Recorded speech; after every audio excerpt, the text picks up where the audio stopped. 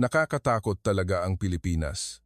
Ang tinig na nagmumula sa mga labi ni Amander Collins ay umalingaw-ngaw sa buong malaking conference hall sa Philippine International Convention Center sa Maynila.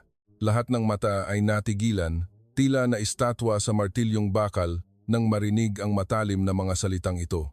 Ang nagsasalita ay isang Amerikanang bilyonaryo na itinuturing ng Forbes na isa sa top 5 sa mundo. Nakatayo siya sa isang marangyang podium na may ere, nakasuot ng puting suit na kumikinang sa ilaw, ngunit ang unang salita niya ay isang pangungusap na yumanig sa buong silid. Isang nakakabinging katahimikan ang bumalot sandali, bago ito napalitan ng bulungan. Maraming Pilipinong negosyante ang nagtinginan na may pagkabigla, habang ang mga internasyonal na photographer ay sunod-sunod na kumukuha ng larawan upang itala ang sandali na ang maikling pangungusap ng isang babae ay nagdulot ng pagyanig sa dangal ng buong bansa. Pagkatapos ng komperensya, ang balita tungkol sa sinabi ni Amander ay naging pangunahing ulat sa media ng Pilipinas at internasyonal. Amerikanang bilyonaryo, hinihiya ang Pilipinas. Ang mga headline ay kumalat sa social media. Milyon-milyong Pilipino ang nagpahayag ng galit.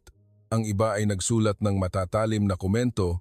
Ang iba naman ay nagpost ng larawan ng bandila ng Pilipinas kasabay ng mga salitang nagtatanggol sa karangalan ng kanilang bayan.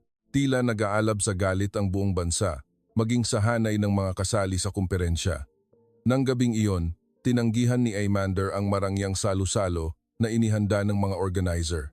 Pinili niyang maglakad ng mag-isa sa gitna ng Maynila na puno ng mga ilaw at ingay ng mga tao. Simpleng nakasuot lamang siya ng puting blouse, maong at manipis na blazer.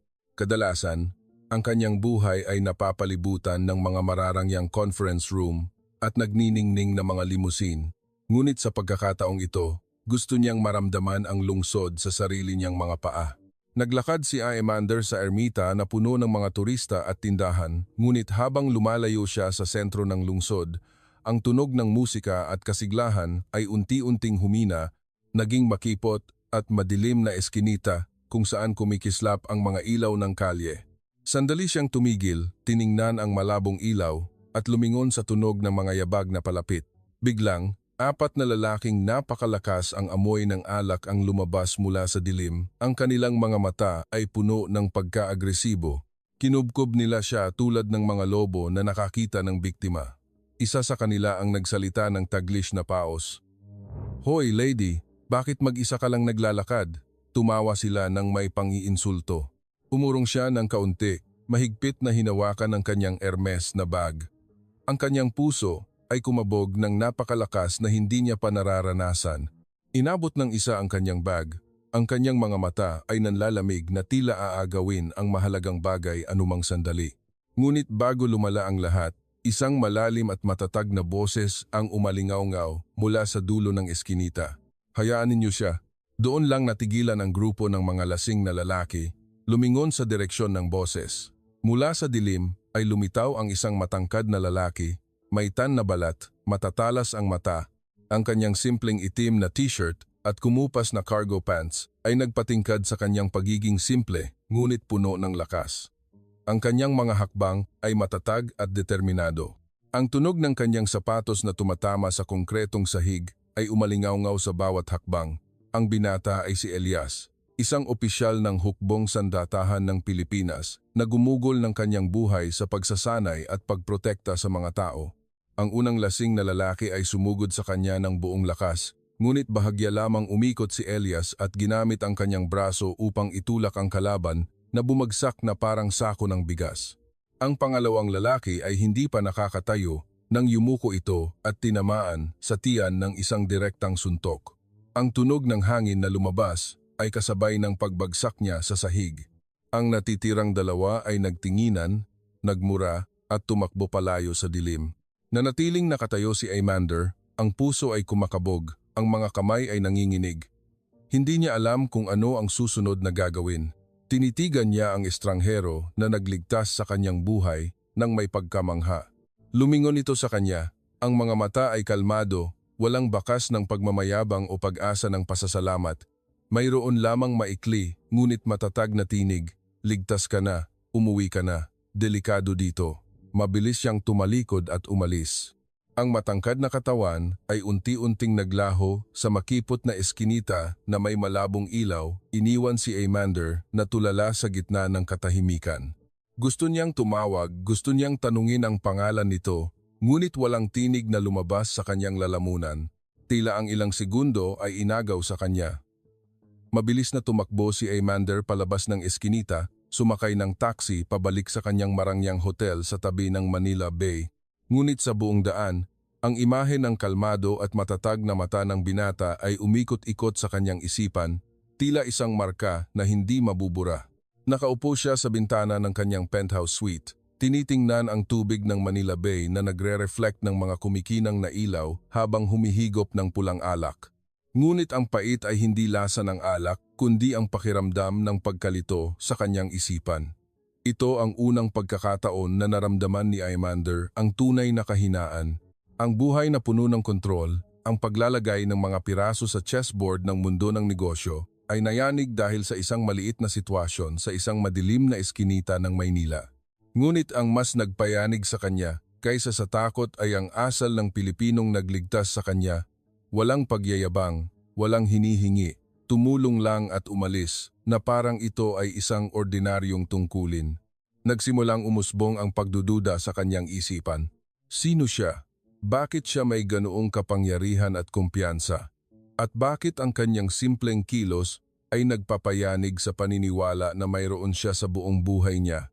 Sa kalagitnaan ng gabi sa Maynila, naramdaman ni Amander na hindi lang ang kanyang pakiramdam ang nagbago ngayong gabi, kundi nag-umpisa rin ito ng isang spark na magdadala sa kanya sa isang bagong paglalakbay, isang paglalakbay na magpapabago sa kahulugan ng salitang nakakatakot talaga ang Pilipinas, magpakailanman.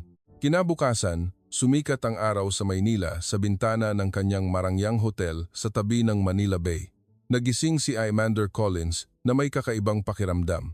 Ang puso ay kumakabog pa rin mula sa insidente kagabi. Ang imahe ng binata na lumabas mula sa dilim na may malamig na mata at matatag na tindig ay nananatili sa kanyang alaala. Hindi niya alam kung sino ito, ngunit ang pagdududa ay mas malinaw kaysa sa takot na kanyang hinarap. Pinili ni Amander na umalis sa hotel nang hindi nagpapaalam. Nakasuot siya ng cap, sunglasses, at simpleng puting blouse. Naglakad siya sa maliliit na kalye na konektado sa mga palengke at lugar na maraming tao. Gusto niyang maramdaman ang Maynila sa paraan na ginagamit ng mga lokal, hindi lang ang marangyang ilaw sa mga 5-star hotel o ang mga pulong pangnegosyo. Ang tunog ng sandok na tumatama sa kawali ay umalingaw-ngaw mula sa isang karinderya sa gilid ng daan. Ang amoy ng adobo at tapsilog ay kumalat sa hangin. Nagpabagal ng lakad si Amander. Ang kanyang mga mata ay naghahanap at bigla siyang natigilan sa imahe ng isang lalaki na nakaupo sa isang lumang kahoy na coffee shop sa gilid ng daan. Ang mga lumang kahoy na lamesa at silya ay pinakintab kahit na may mga bitak dahil sa panahon. Nakaupo siya at nagbabasa ng isang asul na pabalat ng libro. Ang mukha ay kalmado. Ang sikat ng umaga ay tumama sa kanya na nagpapakinang sa kanyang maikling buhok. Tumigil si Amander sa tapat ng kalye. Ang puso ay kumabog ng walang dahilan. Ang imahe ay hindi nagkakamali, siya ang lalaking nagligtas sa kanya kagabi, si Elias. Tumawid siya sa kalye nang hindi namamalayan, tila may isang puwersa ang humihila sa kanya. Ang silya sa tapat ay marahang hinila palabas. Umupo si Amander. Ang tunog ng silya na humihimas sa sahig ay nagpalingon kay Elias. Ang kanyang mga mata ay nagpakita ng kaunting pagtataka bago ito napalitan ng isang mahinahon na ngiti. Siguro naliligaw ka pa rin pabalik sa hotel mo, tama ba? Ang malinaw na Ingles ay lumabas na nagpatawa kay Amander. Ang tensyon sa kanyang isip ay agad na nawala. Hindi niya tinanong ang kanyang pangalan, hindi niya tinanong kung bakit siya umupo doon. Lumingon lang siya at sinabi sa server na lagyan ng hot black coffee ang harap ni Amander. Ang amoy ng matapang na kape ay umakyat. Humigop si Amander. Ang lasa ay masyadong mapait kaysa sa cappuccino na nakasanayan niya sa New York, ngunit sa kapaitan na iyon ay may kakaibang alindog na hindi niya gustong bitawan. Ikinuwento ni Elias ang kanyang buhay ng simple. Ikinuwento niya na noong bata pa siya, ipinadala siya upang magsilbi sa isang liblib na lugar sa Mindanao. Ang malamig na gabi kung saan ang hininga ay naging puting usok, ang tunog ng putukan mula sa kabundukan ay nagpabilis sa tibok ng puso ng lahat. Ngunit ang mas nagmarka sa kanya ay ang imahe ng mga tao sa baryo na kailangang tumakas mula sa mga sakuna, ang pagtawid sa mabilis na agos ng tubig upang gumawa ng tulay na lubid para makatawid ang mga mag-aaral papunta sa paaralan o ang pagbuhat sa maliliit na bata palabas ng bahay na binaha. Tahimik na nakinig si Aymander, ang kanyang mga mata ay nakatuon sa kanyang mga labi na nagsalita ng may katatagan ng walang pagyayabang. Ang kanyang mga kwento ay hindi pagyayabang ng katapangan, kundi ang tunay na katotohanan ng buhay na puno ng tungkulin at sakripisyo. Ang bawat salita niya ay tila isang martilyo na dahan-dahang tumatama sa kalasag ng kayabangan na bumalot kay Aymander sa buong buhay niya. Nang magsimulang dumami ang tao sa coffee shop dahil sa mga taong humihinto para uminom ng kape bago magsimula ang trabaho, napagtanto lang ni Aymander na hindi pa niya alam ang pangalan nito. Mahina siyang nagtanong, maikling sumagot lang siya, Elias ang pangalan ko. Walang titulo, walang posisyon, walang karagdagang salita. Isang maikli at simpleng pangalan, ngunit mas makapangyarihan kaysa sa titulong CEO na narinig niya sa buong buhay niya. Bumalik si Aymander sa hotel ng umagang iyon na may hindi pamilyar na pakiramdam. Ang kanyang isip ay umikot-ikot sa kalmadong ngiti, malalim na mata at ang mga kwentong ibinahagi niya. Ang kanyang mundo ay umiikot sa mga numero, kita at bilyon-bilyong halaga ng kontrata, ngunit sa pagkakataong ito ay umiikot sa maliliit na bagay tungkol sa tao, init at sakripisyo. Nang gabing iyon, habang ang Maynila ay hindi pa natutulog, nakaupo si Aymander sa bintana, tinitingnan ang mga ilaw ng kalye at ang tunog ng mga ferry na dumadaan sa Ilog Pasig. Ang kanyang iniisip ay hindi tungkol sa mga numero o email mula sa mga mamumuhunan, kundi ang mukha ng binata na hindi kailangang gumamit ng maraming salita upang mayanig ang kanyang puso. Hindi niya namalayan na ang pag-inom ng kape na iyon ay ang pagbukas ng isang bagong pinto sa isang paglalakbay na hindi niya inakalang makikita isang pinto na naglabas sa kanya mula sa mundo ng kayabangan at kita patungo sa isang mundo na puno ng kahulugan ng salitang tao. At ito ay simula pa lamang ng buong kwento. Pagkaraan ng ilang araw, nakatanggap si Aymander ng maikling mensahe mula kay Elias. Walang mahabang paliwanag ang mensahe, may coordinate lang at oras ng pagkikita. Paulit-ulit niya itong binasa. Ang pag-aalinlangan ay umikot-ikot pa rin sa kanyang isip, ngunit may puwersa na naghila sa kanya na magdesisyon na pumunta sa meeting, tila pinapatnubayan. Nang dumating siya sa meeting place, isang itim na berdeng militar na jeep ang nakaparada na.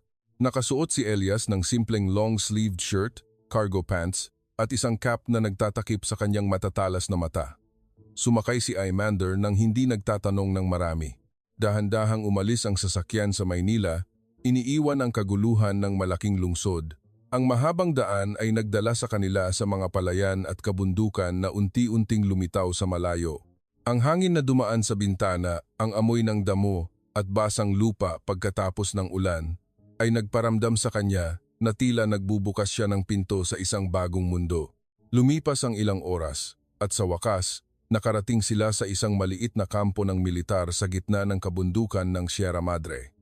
Ang mga lumang kahoy at konkretong gusali ay nakahanay sa gitna ng malalaking puno. Ang huni ng ibon ay kasabay ng sigaw ng mga sundalo na nag-e-ensayo sa malawak na training ground. Ang lahat ng mata na tumingin kay Aymander ay puno ng pagiging palakaibigan at paggalang kay Elias. Inanyayahan si Aymander na maupo at makisalo sa isang simpleng tanghalian, mainit na kanin na may sinigang na hipon, adobong kangkong at malutong na pritong isda. Nakasanayan niya ang mga mesa na puno ng mamahaling kristal at kumikinang na pilak, ngunit ang kapaligiran na ito ay nagbigay sa kanya ng pakiramdam ng init na parang nasa gitna siya ng isang pamilya. Hindi siya sanay humawak ng chopsticks, ngunit ang lasa ng pagkain ay nagpahina sa kanyang puso. Hindi ito luho, kundi ang katapatan na nakapaloob sa bawat subo. Pagkatapos kumain, dinala siya ni Elias upang panoorin ang pag-iensayo ng mga sundalo.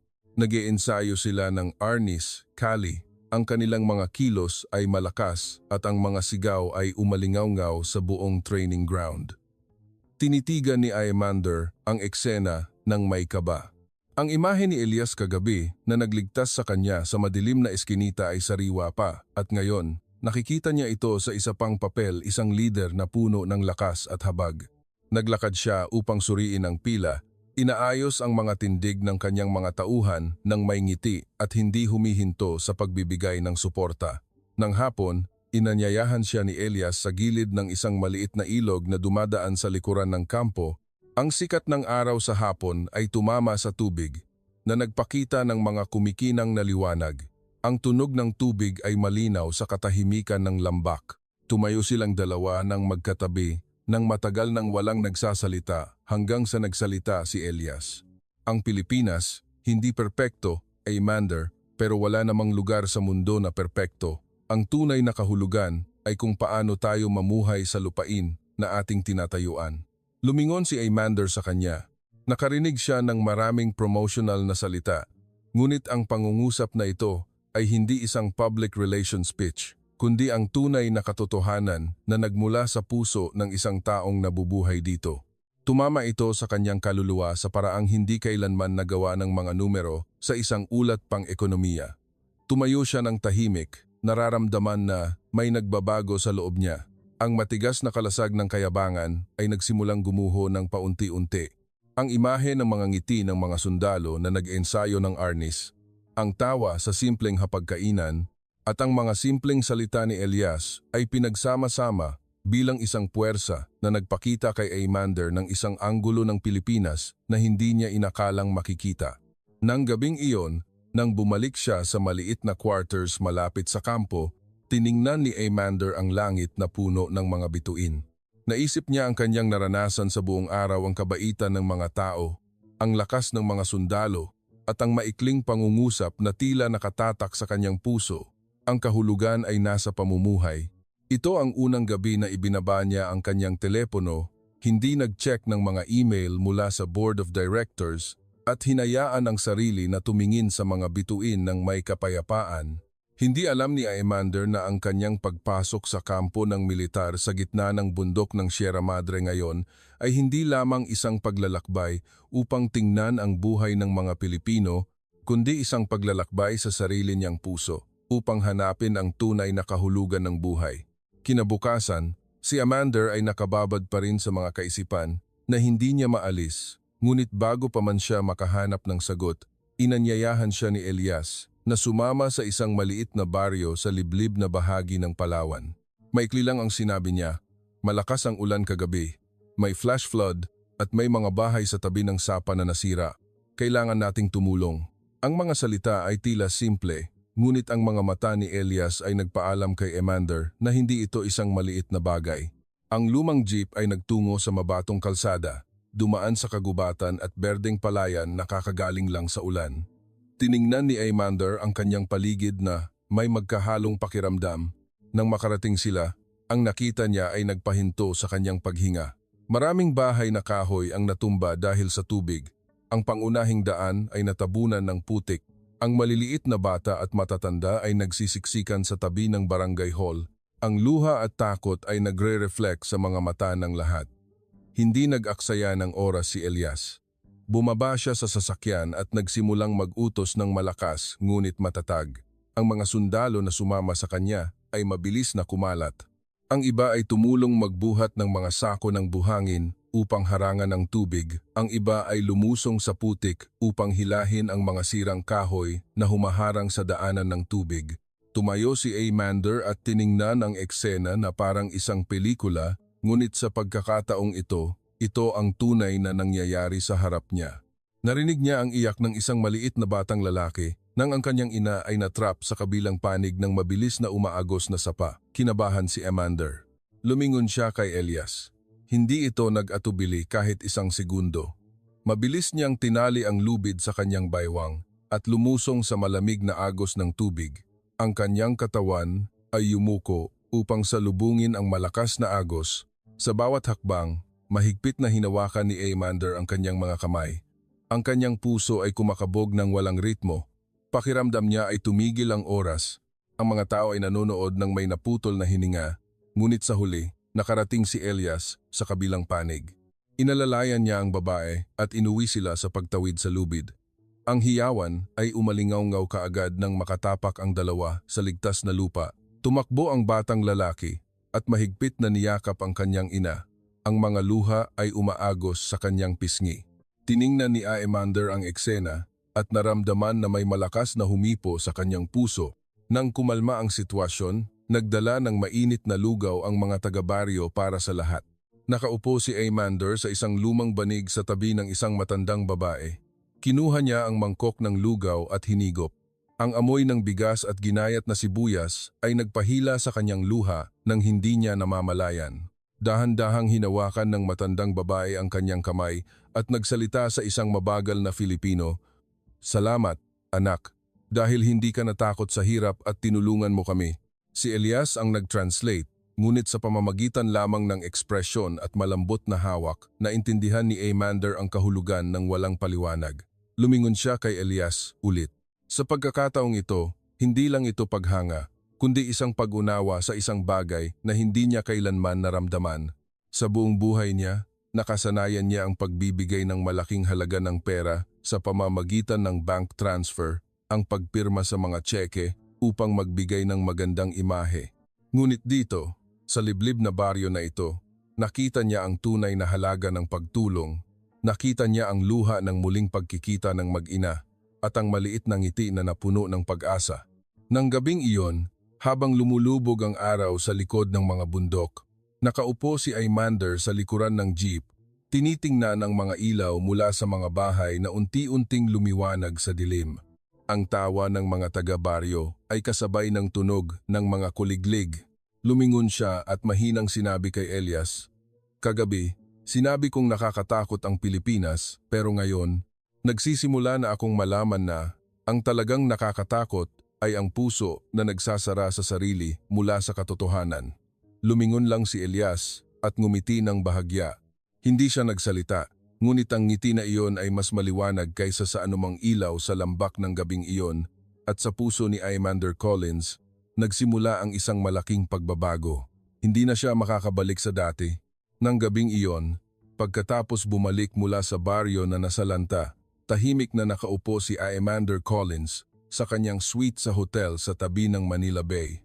Ang mga ilaw mula sa matataas na gusali ay nagre-reflect sa tubig, ngunit ang kanyang puso ay mabigat. Ang telepono sa lamesa ay hindi huminto sa pag-vibrate. Nang sagutin niya, narinig niya ang boses ng kanyang assistant mula sa Amerika na nagsalita ng may pagkabalisa. "Aemander, nakatanggap kami ng balita na nagdesisyon ang ating kasosyo sa negosyo mula sa US na umatras sa kontratang pipirmahan sa Singapore. Hindi sila sigurado dahil sa sinabi mo sa Maynila sa kumperensya." Naramdaman ni Aemander na tila huminto ang kanyang mundo. Sinubukan niyang tumawag pabalik upang magpaliwanag, ngunit sa bawat pagkakataon, nakatanggap siya ng maikling sagot, "Kailangan naming mag-reconsider." Ang salitang reconsider ay ang pinto na nagsasara sa kanyang mukha. Ang halaga ng kontrata na daan-daang milyong dolyar ay nawawala sa harap ng kanyang mga mata. Ang reputasyon na binuo niya sa loob ng isang dekada ay sinisira ng isang pangungusap lang na kanyang sinabi. Bumagsak siya sa silya. Ang kanyang puso ay kumakabog ng malakas, ang kanyang kamay ay nanginginig, at halos hindi niya mahawakan ang telepono. Ito ang unang pagkakataon na naramdaman ni Aemander na masyado siyang mahina upang kontrolin ang lahat. Sa sandaling iyon, lumiwanag muli ang kanyang telepono. Isang maikling mensahe mula sa isang hindi pamilyar ngunit pamilyar na numero. "Kung kailangan mo ng tulong, malapit lang ako sa hotel." Maikli ang mensahe, ngunit alam niya kaagad na si Elias ito. Wala pang 15 minuto ang lumipas, bumaba si Aemander sa lobby at nakita si Elias na naghihintay. Pareho pa rin siya simpleng t-shirt, kalmadong mata. Ngunit nang ikuwento niya ang nangyari, ang kanyang tinig ay nanginginig sa paraang hindi pa nangyari noon. Tahimik na nakinig si Elias bago nagtanong, "Gusto mo bang hintayin na gumuho ang lahat o gusto mong subukan gumawa ng isang bagay kahit minsan?" Tiningnan siya ni Aemander nang hindi naiintindihan, ngunit sa huli, tumango siya. Wala na siyang mawawala. Dinala siya ni Elias sa lumang bahagi ng Maynila. Ang malabong ilaw ng kalye ay dumaan sa bintana na parang anino ng nakaraan. Huminto sila sa isang maliit na kainan na bukas pa rin sa hating gabi. Nang pumasok sila, nakita ni Aymander ang isang grupo ng mga lalaki at babae, mga 10 katao, na nakaupo sa palibot ng lumang kahoy na lamesa. May mga dokumento at laptop na nakakalat sa lamesa. Maikling ipinakilala siya ni Elias. Ito ang mga kaibigan ko, mga may-ari ng maliliit na negosyo sa Maynila. Gusto kanilang tulungan. Nagulat si Aymander. Nakasanayan niya ang mga negosasyon sa negosyo sa mga mararangyang lamesa na may mamahaling linen, malamig na champagne sa mga kristal na baso. Ngunit dito, sa isang karinderya sa gilid ng kalye, ang lumang kahoy na lamesa ay may mga mancha ng patis at chili flakes. Ngunit ang nakita niya ay ang kumikinang na mata ng grupo ng mga taong ito, puno ng lakas at determinasyon. Binuksan ng isa sa kanila ang isang laptop, ipinakita ang mga istatistika ng ekonomiya at ang mga oportunidad sa merkado ng Pilipinas. Ang iba naman ay itinuro ang paglago ng mga lokal na startup. Nagtulungan silang gumawa ng bagong dokumento upang ipadala sa kasosyo ni Aymander sa US bilang ebidensya na ang Pilipinas ay hindi nakakatakot tulad ng sinabi niya, kundi puno ng potensyal at oportunidad. Nakinig si Aymander na may nanginginig na puso. Hindi niya maiwasang magtanong, bakit ninyo ako gustong tulungan? Ako ang nagsalita ng masama tungkol sa inyong bansa. Ngumiti ang isang babaeng may-ari ng maliit na negosyo at mahinang nagsalita sa Pilipinas. Kapag nakita naming nadapa ang isang tao, tutulungan muna naming bumangon bago tanungin kung bakit siya nadapa. Ang mga salitang iyon ay parang martilyo na tumama sa matigas na kalasag sa puso ni Aymander muli. Napuno ng luha ang kanyang mga mata nang hindi niya namalayan, hindi pa siya nakakita ng sinuman na handang tumulong kahit na minura niya sila. Sa buong gabi, nagtulungan silang magtrabaho. Sumulat si Aymander ng bagong email gamit ang tono na hindi niya pa nagamit noon, tapat, mapagpakumbaba at puno ng pagsisisi. Ipinaliwanag niya na dati, ginamit niya ang mata ng isang outsider upang magdesisyon, ngunit ngayon, nakita niya ang Pilipinas mula sa puso ng mga tunay na tao. Kinabukasan, pinindot ni Aymander ang send sa email na ipinadala sa kanyang kasosyo sa US kasama ang ulat na tinulungan gawin ng kanyang mga bagong kaibigan. At ilang oras lang ang lumipas, nakatanggap siya ng sagot. Hindi namin kinakansela ang kontrata pero gusto naming marinig ang iyong karanasan sa Pilipinas ng personal. Binitawan ni Aymander ang telepono. Ang luha ay umagos. Tumingin siya kay Elias at sa grupo ng mga entrepreneur na nakangiti pa rin sa palibot ng lumang kahoy na lamesa. Ang kanyang puso ay nayanig ng mas malakas kaysa sa anumang bilyon-bilyong deal sa kanyang buhay. Nang gabing iyon, sa halip na isang marangyang hapunan upang magpasalamat, inanyayahan siya na kumain ng lomi, pansit, sa isang maliit na eskinita. Lahat ay tumawa ng malakas, nag-usap ng masaya, at iyon ang unang pagkakataon na naramdaman ni Aymander na hindi lang siya isang CEO o isang bilyonaryo mula sa ibang bansa, kundi isang kaibigan na nakaupo at nakikipagtawanan sa isang lumang kahoy na lamesa sa Maynila. At nang gabing iyon, malalim niyang naintindihan na ang lakas ng Pilipinas ay hindi nasa mga numero, kundi nasa puso ng mga tao. Ang sikat ng araw sa hapon ay tumama sa lumang kahoy. Ang tunog ng hangin na tumatama sa galvanized iron na bubong ay parang isang babala na may malaking bagyo ang darating. Ang puso ng lahat sa bahay ay puno ng pagkabalisa tulad ng kidlat sa kalangitan. Sa sandaling iyon, tila ang lahat sa paligid ay huminto. Natira lamang ang tunog ng puso na mabilis na kumakabog sa iisang ritmo ng pamilya. Ang mga salitang lumabas ay tila kidlat sa kalagitnaan ng araw. Hindi lang ito isang ordinaryong katotohanan, kundi isang katotohanan na handang sirain ang buhay at ang relasyon na binuo sa loob ng mahabang panahon. Ang tatay na dating pinaniniwala ang haligi ay naging isang taong nagtatago ng madilim na sikreto. Ang tiwala na parang gintong sinulid ay naputol na at hindi na madaling maikonekta muli. Lahat ng mata ay tumingin sa kanya na parang nagtatanong sa kanilang isip, ito ba ay totoo? Ang nanay na nakaupo sa sulok ng silid, ang kanyang mga mata ay puno ng luha at sakit. Sinubukan niyang itago ang kanyang emosyon, ngunit ang kanyang nanginginig na labi at mahigpit na nakakuyom na kamay ay nagpapakita sa lahat na nakikipaglaban siya sa sakit na halos hindi na niya makayanan. Samantala, ang mga anak na nakaupo ng tahimik ay nagtinginan, ngunit ang kanilang mga mata ay puno ng mga tanong na walang sagot. Tila ang lahat ay babagsak sa kanilang ulo ng sabay-sabay. Ang katahimikan sa silid ay mas nakakatakot kaysa sa anumang tunog ng kulog, walang naglakas loob na magsalita. Tila ang lahat ay nakatali sa hindi nakikitang tanikala. Ang takot, galit, at pagkabigo ay naghalo, na nagbigay ng mabigat na kapaligiran na halos hindi na sila makahinga. At biglang, ang tinig ng kuya, na matagal nang nagpipigil, ay sumabog. Tumayo siya. Ang kanyang tinig ay nanginginig, ngunit puno ng galit. Bakit mo ginawa ito, Tay? Alam mo ba kung gaano kalaki ang nawala sa aming tiwala? Ang mga salitang iyon ay parang isang mabigat na martilyo na tumama sa puso ng lahat. Ang katotohanan na walang gustong tanggapin ay sinabi ng walang paligoy-ligoy. Ang tatay ay tumalikod, tila ayaw harapin ang nangyari, ngunit walang saysay ang pagtakbo dahil ang lahat ng mata ay nakatitig sa kanya, tila bubutasin ang kanyang puso. Habang ang galit ay kumukulo na parang bulkan, ang mahinang paghikbi ng nanay ay naging puwersa na nagpatigil sa lahat.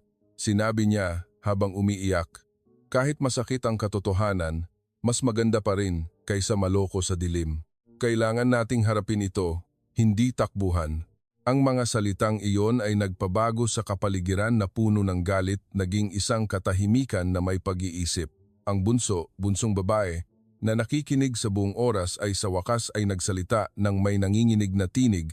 Tinanong niya ang tatay, "May natitira pa ba kaming paniniwalaan?" Ang tanong na ito ay hindi lang isang ordinaryong tanong, kundi parang isang espada na humiwa ng malalim sa puso ng tatay. Ang bawat salita ay puno ng kawalan ng pag-asa at sakit. Ang sandaling iyon ay parang isang pagsubok para sa pamilya. Ang pagmamahalan, pagkakaisa, at tiwala ay matinding hinamon.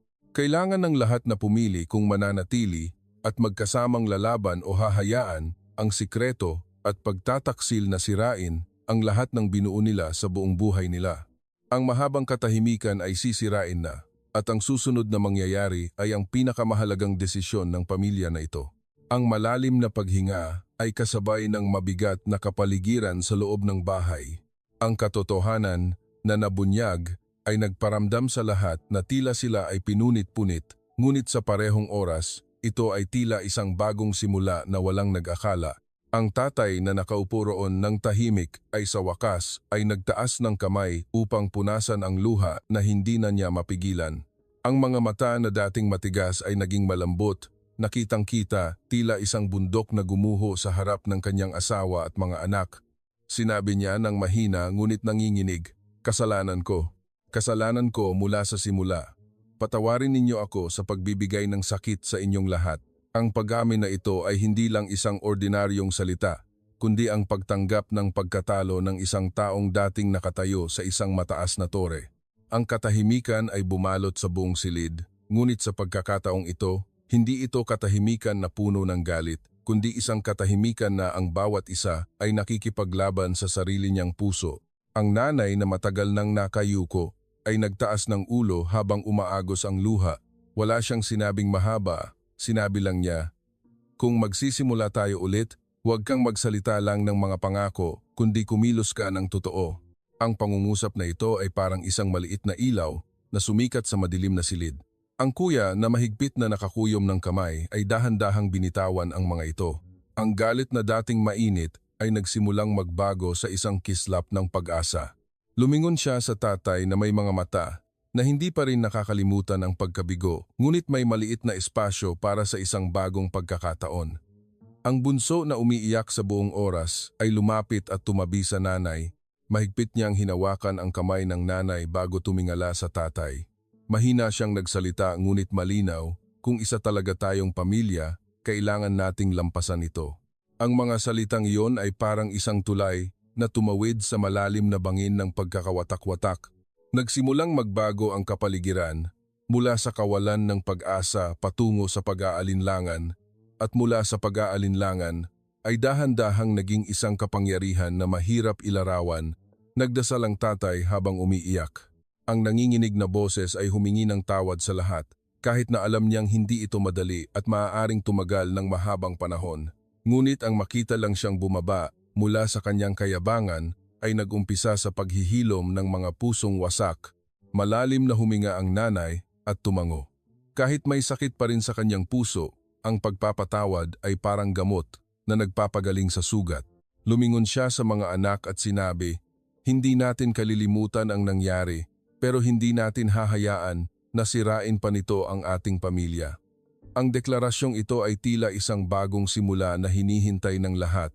Nang gabing iyon, ang pamilya na watak-watak ay tila nakaupo ulit sa iisang lamesa, hindi dahil bumalik sa dati ang lahat, kundi dahil pinili ng lahat na gumawa ng bagong landas ng magkasama. May luha pa rin, ngunit sa pagkakataong ito, hindi lang ito luha ng sakit kundi luha ng paglaya. Ang kwentong ito ay isang malinaw na aral. Maaaring sirain ng sikreto ang isang pamilya, ngunit ang katotohanan at pagpapatawad ang makakapagpagaling sa mga pusong wasak. Ang labas na mundo ay maaaring puno ng pagtataksil at sakit, ngunit sa huli, ang pamilya pa rin ang pinakamatatag na kanlungan kung mananatili tayong nakatuon sa pagmamahal, katapatan at pagpapatawad. Para sa sinuman na humaharap sa mga problema sa pamilya, ang kwentong ito ay maaaring maging inspirasyon na huwag hayaan ang sikreto at galit na sirain ang lahat ng binuo natin. Minsan, ang pagpapatawad ay hindi ang paglimot, kundi ang paglaya sa sarili mula sa tanikala ng sakit upang magpatuloy sa mas maliwanag na hinaharap. At kung nararamdaman mo na mahalaga ang aral na ito, huwag kalimutang i-follow, i-share at magkomento upang ibahagi ang iyong mga kaisipan. Ang ating pamilya ay maaaring hindi perpekto, ngunit ang magkasamang paglalakad na may matibay at tapat na puso ay sapat na upang maging mas makabuluhan ang buhay kaysa dati. Ang gabing iyon ay nananatiling puno ng damdamin na mahirap ipaliwanag pagkatapos na ang lahat ng katotohanan ay nabunyag. Tila kidlat na tumama sa gitna ng puso ng lahat, ngunit sa halip na sunugin hanggang sa maging abo, ito ay naging isang ilaw na nagbigay daan sa isang bagong simula. Ang tatay ay tahimik na nakaupo sa lumang silya na kahoy. Ang kanyang mga mata ay puno ng pagsisisi na hindi na niya maitago. Alam niyang ang ilang salita ng paghingi ng tawad ay hindi makakapawi sa mga pagkakamali na naipon sa loob ng maraming taon, ngunit handa siyang gamitin ang natitirang bahagi ng kanyang buhay upang patunayan na ang pamilya pa rin ang pinakamahalaga sa kanya. Ang nanay na dating nasaktan at nagdala ng sakit sa mahabang panahon ay dahan-dahang binitawan ang pader sa kanyang puso. Kahit may mga marka pa rin ng sugat, pinili niyang tumingin sa hinaharap sa halip na malunod sa nakaraan. Inabot niya ang kamay ng kanyang mga anak at sinabi na maaaring pabagsakin tayo ng sakit, ngunit ang pag-ibig ang magpapabangon sa atin muli. Ang simple ngunit makapangyarihang mga salitang ito ay nagpahupa sa mabigat na kapaligiran, tila malamig na hangin ang dumaan sa malawak na palayan sa gabi. Ang kuya na dating puno ng galit at pagkabigo ay tumingin sa tatay nang may pag-aalinlangan, ngunit sa huli, nagbigay siya ng paggalang. Iyon ay isang maliit na tanda na handa siyang magbigay ng isa pang pagkakataon. Kahit may pagdududa pa rin sa kanyang puso, ang relasyon ay nagsimula ng gumaling tulad ng isang puno na natumba ng bagyo, ngunit malalim ang ugat sa lupa, kaya maaari itong tumubo ng bagong sanga. Ang bunso na umiiyak sa buong gabi ay nagdesisyon na yakapin ang tatay. Kahit sandali lang, ang yakap na iyon ay puno ng malaking kapangyarihan. Ang kanyang luha ay hindi lang sakit, kundi luha ng pagpapatawad at paglaya. Mahigpit na niyakap ng tatay ang kanyang anak, tila hindi na niya hahayaang mawala ito ulit. Ang bahay na dating tahimik at puno ng lamig ay nagsimulang magkaroon ng maliit na tawa, kahit hindi pa malakas, sapat na ito. Kinabukasan, pagkatapos ng gabi ng katotohanan, ang pamilya na dating watak-watak ay nakaupo ulit ng magkakasama sa lumang kahoy na lamesa ng pagkain na puno ng marka ng panahon. Ang tunog ng kutsara na tumatama sa plato ay mahina, tila simbolo ng isang bagong simula. Hindi pa rin makalimutan ng lahat ang sakit ng nakaraan, ngunit ang kapaligiran sa bahay ay hindi na katulad ng dati. May init na dahan-dahang pumasok, na pumalit sa matagal ng mabigat na katahimikan. Tahimik na tiningnan ng tatay ang kanyang mga anak. Ang mga mata na dating matigas dahil sa kayabangan ay napuno ng lambing. Alam niyang ang daan upang patunayan ang sarili ay mahaba pa, ngunit ngayong umaga, nagdesisyon siyang magsimula sa maliliit na bagay na hindi niya pa nagawa noon iyon ay ang paggawa ng kape para sa nanay at mga anak sa sarili niyang mga kamay. Tiningnan ng lahat ang eksena ng may pagtataka. Ang pakiramdam na dating wasak ay nagsimulang gumaling sa pamamagitan ng maliliit ngunit tapat na aksyon. Ang nanay na matagal nang nagdala ng pagod ay hindi napigilan ang luha. Wala siyang sinabing marami, humigop lang siya ng kape at tumango ng bahagya. Ang mga mata na tumingin sa kanyang asawa ngayon ay hindi na puno ng galit tulad ng dati, kundi may malalim na pag-asa na baka maging maayos pa rin ang lahat kung magiging tapat ang lahat. Ang kuya, na dating galit na halos putulin ang relasyon sa tatay, ay umupo at tiningnan ang eksena ng may pag-aalinlangan. Hindi niya madaling malimutan ang sugat sa kanyang puso, ngunit sa parehong oras, naramdaman niya ang maliit na pagbabago na nangyayari sa harap niya. Tila ang binhi ng tiwala ay nahulog sa lupa. Kahit hindi pa ito tumutubo, may pagkakataon itong lumaki. Ang bunso ay tumawa nang mahina sa unang pagkakataon pagkatapos ng gabi na puno ng luha. Sinabi niya sa lahat na baka ang kanilang bahay ay nagiging tunay na bahay ulit. Ang maikling pangungusap ng bata ay naging isang alon na nagpabago sa puso ng lahat. Pagkatapos kumain, lumabas ang tatay sa veranda ng bahay, tiningnan ang malawak na kalangitan na puno ng sikat ng umaga. Malalim siyang huminga at sinabi sa sarili, "Mula ngayon, hindi ko nabibiguin ang pamilya ko ulit." Ang boses na iyon ay mahina ngunit puno ng kapangyarihan ng desisyon. Nang lumingon siya, nakita niya ang nanay at mga anak na nakatayo at nakatingin. Hindi lahat ay pumalakpak o nagbigay ng papuri, ngunit ang ngiti at ang mga mata na nagbago ay sapat na upang malaman niya na may pagkakataon pa siyang magbago. Ang bahay na ito ay maaaring hindi na bumalik sa dati, ngunit pinili ng lahat na magpatuloy ng magkasama tulad ng isang ilog na naharangan ng mga bato, ngunit nakakahanap pa rin ng paraan upang umagos patungo sa dagat. Ang kwento sa Kabanata 10 na ito ay hindi isang pagtatapos, kundi isang pagbubukas ng pinto sa isang bagong landas. Ang pamilya na dating wasak ay natuto na ang pag-ibig, katapatan at pagpapatawad ang susi upang magkaisa ulit ang mga puso. At ang aral na ito ay hindi lang para sa isang pamilya, kundi isang salamin na nagpapakita sa lahat na ang bawat tahanan ay maaaring magkaroon ng pangalawang pagkakataon kung handa silang harapin ang katotohanan at magpatuloy na may pusong hindi sumusuko. Ilang linggo ang lumipas pagkatapos ng araw ng katotohanan sa lumang bahay, hindi lahat ay naging maayos tulad ng inaasahan. Ang katahimikan ay lumitaw pa rin sa ilang pagkain. Ang pag-aalinlangan ay nagre-reflect pa rin sa mga mata ng kuya at ang luha ay umikot pa rin sa mga mata ng nanay kapag naaalala niya ang nakaraan na puno ng sugat. Ngunit ang malinaw na nagbago ay walang pumili na tumakas pa. Pinili ng lahat na harapin at magpatuloy ng magkasama. Nagsimula ang tatay na gumawa ng maliliit na bagay na hindi niya pa nagawa noon. Gumising siya ng mas maaga kaysa sa lahat, naglinis ng bahay, nagdilig ng mga halaman, at tumulong sa nanay sa maliliit na bagay sa kusina. Ang imahe ng isang lalaki na dating mayabang ay naging isang taong sumusubok na matuto kung paano alagaan ang pamilya gamit ang sarili niyang mga kamay. Ang mga bagay na ito ay maaaring tila maliit, ngunit para sa nanay at mga anak, ito ay tanda ng pagbabago na nararamdaman.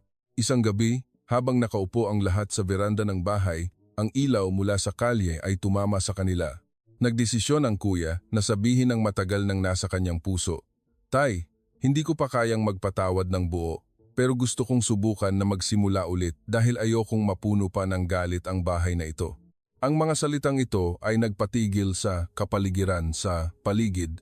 Tumahimik ang lahat, ngunit sa katahimikan na iyon ay puno ng malalim na kahulugan. Inabot ng nanay ang kamay ng tatay at ng anak. Mahigpit niyang hinawakan ang mga ito. Sinabi niya na ang mahalaga ay hindi kung makakalimutan natin o hindi, kundi kung maaari tayong gumawa ng bagong hinaharap ng magkasama o hindi. Ang pangungusap na ito ay parang isang tulay na nagkonekta ulit sa pagkakawatak-watak. Ngumiti ang bunso habang umiiyak. Sinabi niya nang may nanginginig na tinig, "Ang ating bahay ay maaaring hindi perpekto, pero kung mayroon pa rin tayo sa isa't isa, ito pa rin ang pinakamainit na tahanan." Ang inosente ngunit tapat na salita ng bata ay nagpaiyak ulit sa tatay. Sa pagkakataong ito, hindi ito luha ng sakit, kundi luha ng pagsisisi at pag-asa. Nang gabing iyon, ang langit sa itaas ng bahay ay puno ng maliwanag na mga bituin, tila simbolo na ang kadiliman sa kanilang mga puso ay pinapalitan na ng ilaw ng pag-asa. Kailangan pa ng nanay ng oras upang gumaling, ngunit ang bagong landas ay nagsimula na. Ang pamilya na ito ay hindi perpekto, ngunit ito ay isang pamilya na piniling maghawak kamay sa gitna ng kanilang hindi pagiging perpekto, at iyon ang tunay na kagandahan ng salitang pamilya. Nang dumating ang kwento sa pagtatapos nito, malinaw na nating nakita kung paanong ang sikreto at pagkakamali ay maaaring maghiwalay sa isang pamilya. Ngunit ang mas malaki kaysa roon ay ang kapangyarihan ng pag-ibig, katapatan at pagpapatawad na makakapagpagaling sa mga pusong wasak. Kahit na mananatili ang sugat, ang pagpili na harapin ang katotohanan at magpatuloy ng magkasama ang nagpapanumbalik sa kahulugan ng pamilya. Ang mahalagang aral na ibinibigay sa atin ng kwentong ito ay walang sinuman ang perpekto. Ang pagkakamali ay isang bagay na hindi may iwasan ng lahat ng tao, ngunit ang magtatakda sa ating halaga ay kung paano tayo babangon pagkatapos bumagsak. Ang lakas ng loob na umamin ng pagkakamali, ang intensyon na magbago, at ang habag na handang magpatawad sa isa't isa, iyan ang susi na magdadala sa atin sa isang mas maliwanag na hinaharap. Sa lipunan ng Pilipinas na nagbibigay halaga sa pamilya, ang pagpapanatili ng ugnayan na ito ang pinakamahalaga. Ang bahay ay maaaring hindi perpekto, ngunit kung puno ito ng pag-ibig at pag-unawa, sapat na ito upang maging matatag na kanlungan para sa lahat. At ito ang gusto naming iwan sa lahat ng mga manonood. Kung humaharap ka sa mga problema o pagkakawatak-watak sa pamilya, huwag mong kalimutan na laging nariyan ang ilaw ng pag-asa. Kailangan lang nating maglakas loob na magbukas ng puso, maglakas loob na magpatawad, at maglakas loob na magsimulang muli. Kung nakikita mo ang halaga sa aral mula sa kwentong ito, huwag kalimutang i-follow, i-share, at magkomento upang ibahagi ang iyong mga kaisipan. Ang mga kwentong ito ay hindi lang pampalakas ng loob, kundi isang puwersa na mag-uugnay sa ating lahat dahil sa huli, hindi mahalaga kung sino tayo o nasaan tayo, ang pamilya pa rin ang tunay na ebidensya ng buhay.